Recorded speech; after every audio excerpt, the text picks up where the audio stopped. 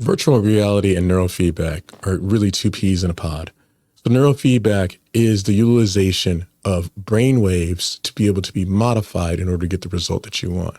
Biofeedback is using and being able to figure out how to regulate different things like galvanic skin response, blood pressure, and other things on your own by having feedback from a presentation, traditionally a screen, that allows for you to be able to improve your overall challenges, whether that's mood, whether that's pain, or other things in that association. Virtual reality has really fallen into favor to be able to give an immersive experience where you can be able to see these type of images that can really prompt what your challenge might be. Historically, virtual reality would look something like this.